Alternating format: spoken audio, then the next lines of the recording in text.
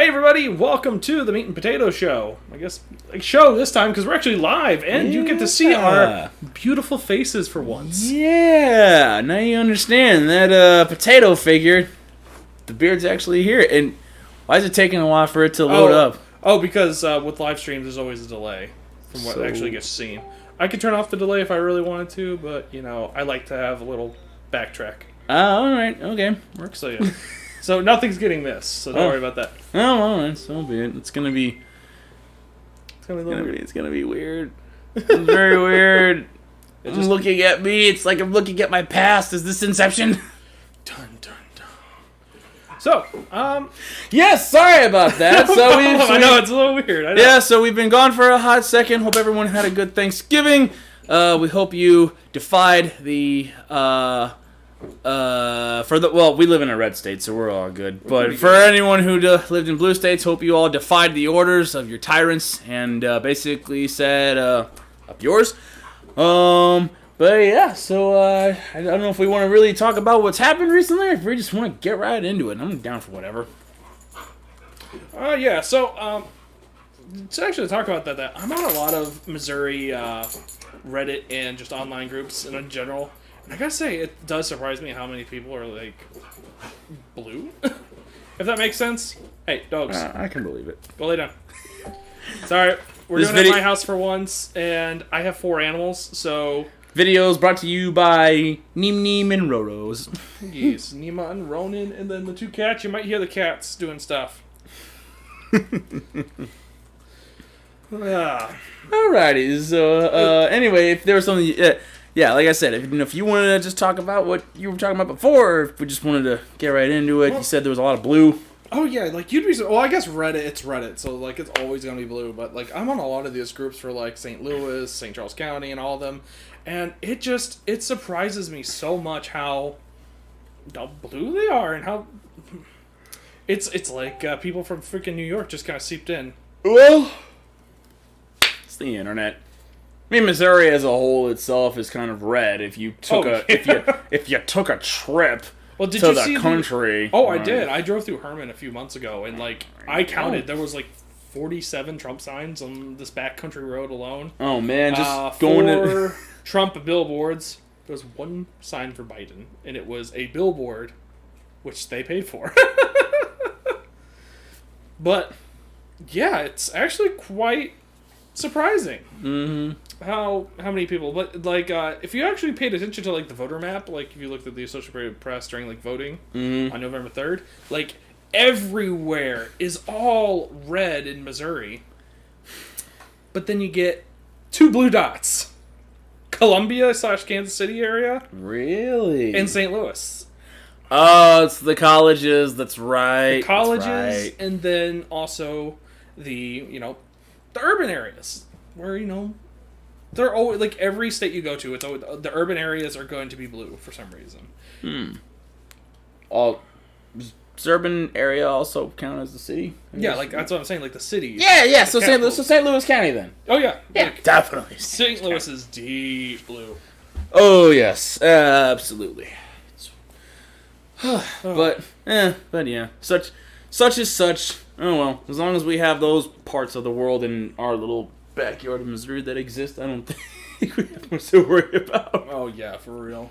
So, pop culture news. There's so much that has happened. So, I also want to apologize for the 2-week hiatus without me say. Just been a lot going on with the holidays, and my work's been picking up quite a bit. So it's gotten really hard. I think all you really had to just say is holiday. Last week was Thanksgiving. It's like, oh yeah, what you gonna do? I went to 3 different Thanksgivings. Oh, it's pretty. Mine was so tamed. You ever been to a Beam Thanksgiving?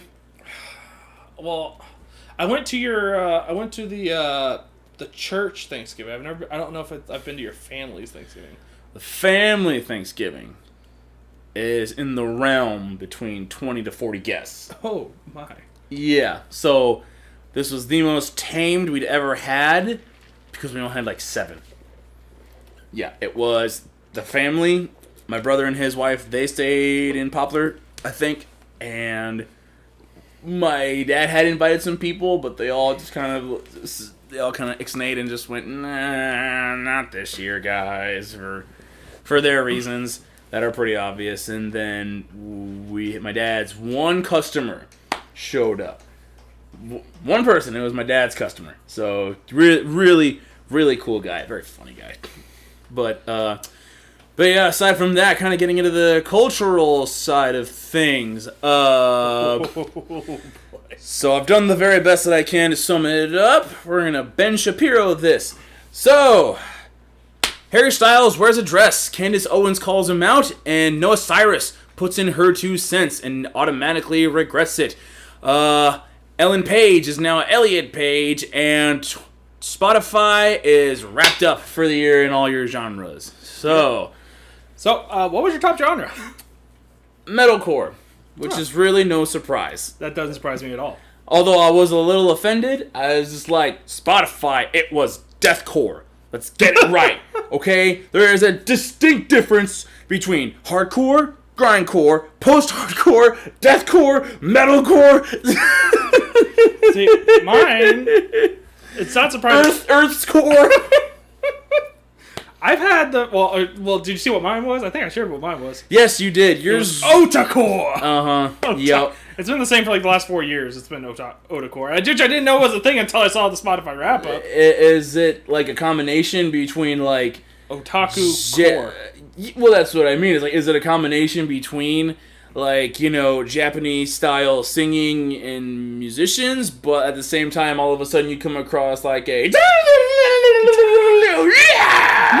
not really. It's more because that's what the core symbolizes in my field. I mean, it depends on the song, really. A lot of it's people who like just do covers of like anime songs, or they'll do songs that are related to anime. A lot of it's rap, to be honest with you. Like I listen to a lot of anime rap, like Ikuru, Rustage, and I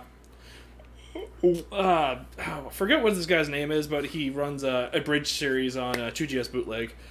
We were just talking about it before this started, and I watched an anime called Tekken Ashura on Netflix. It's about underworld billionaire companies that use martial artists to help make a bigger profit in their industry. And towards the outro, it's... I don't know if it's J-rap or if you call it anime rap. I don't know what, but I mean, either way, it's still good. I don't still know. Really like I hear different versions. I hear different things for the names, like all the goddamn time.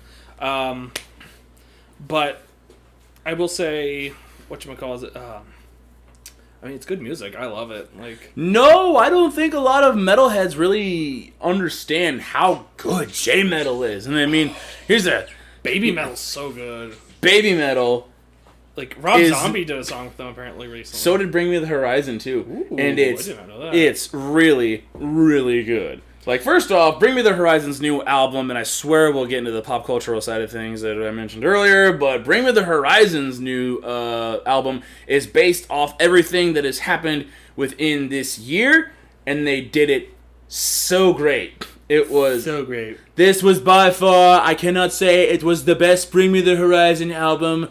There are opinions of what is the best Bring Me the Horizon album, but I can only say that right now, in this moment, that I forget what the name of the recent album is. It's like Post-Human Apocalypse, Modern something. But it definitely does a fantastic job of capturing the world events this year. It is the best, folks. I can attest that it is the best music out there. The fact that it has baby metal in it just makes the song so much better. Although the funny part is the song itself could be used for an anime intro. I love it so much. Like I never did this, but I just want to go on Facebook and be all like, "Dear Anime, Bring Me the Horizon and Baby Metal made a song together. Get on that." I mean, apparently Rob Zombie got, like, people kind of hated on him for it. Yeah, I actually heard about that. Some people were just all like, "Oh man, I thought you were heavy. What are you doing with a bunch of kids?" And he's like, "Dude, these kids rock hard. Sorry, you're too much of a idiot and closed-minded to not understand the talent that these kids have." And it's like, it's true. Really, really good. Have you seen the choreography in their music videos? I haven't. I don't watch a lot of music videos anymore, to be honest. I've been watching a lot more music videos, and with their stuff, it's so well choreographed. Like, it's like watching an anime intro. It's about the choreography. It's really, really good. So, anyway. So, Harry Styles wears a dress. And honestly, Candace, who gives a shit?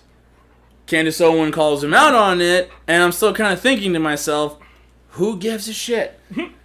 That's basically how the entirety of this all started out. And, part of me's, and it falls under this whole, we need to redefine male sexualization or something like that, where it's like, it's okay for a man to wear a dress, where it's like, dude, just give me 1 second. Dude, you can do whatever you want, but by all means, what makes you think this is going to really affect everyone worldwide? First off, I've got bigger problems than you being frilly. And second off, what makes you think that you're going to be able to just outreach towards middle class anything? Not just middle class America, but just middle class any other person in the world that first off doesn't give a shit you wore a dress. And second off, you're a multi-millionaire. You can do whatever you want. You can wear a dress. You can kiss dudes. You can do a million things. No, and we don't care, because you can do that. And it's not going to affect me at all, because I'm not going to wear a dress. See, my problem is not Harry Styles wearing a dress. I don't give a fuck. I don't give a fuck if he wants to wear a dress. The problem with me is the left side of the aisle is always trying to change definitions to suit what they want. Mm-hmm. And it ticks me off. Why can't we just let things stay the same? Men can wear dresses, but that doesn't make dresses manly. Right. Why do we gotta change what's manly? Just let them wear freaking dresses. I don't care. Right. But don't change the language. And while I do appreciate Candace Owens, I think she just overreached out there. She was clearly kind of trolling a little bit. You think? Oh yeah, she's clearly trolling a little bit. Have you been following her on Twitter? No, I'm not on Twitter. Oh yeah, so I've been. But even so, I feel like her whole thing was bring manly men back, and Rob Smith from his podcast Rob Smith is Problematic made a point of, there are plenty of manly men out there. Now of course I'm not gonna get into the whole hippie version of what defines a man. A man is just someone who gets his shit together and just, he knows, a man is someone who just has his shit together, which would make me less of a man, Dude, I guess. fine. But no, it's just more so, there are farmers out there. There are people doing the blue collar work. There are people that are keeping the country running because they do the jobs that no one really wants to do. There are manly men out there. Well, I actually like Jordan Peterson's definitions of masculine and feminine, where basically masculinity masculinity in general is just order. It is control, it's order, it's, whereas femininity is more chaotic. And that's not to say it's a bad thing. That's not even to say order is a good thing, because order can be restrictive.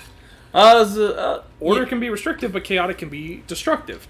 But if you a nice balance to the two, the yin and yang, if you will, that's where we get an organized society. That's the kind of stuff Jordan Peterson's always talking about in his lectures and stuff, but people just take it to say to him as women hating. No.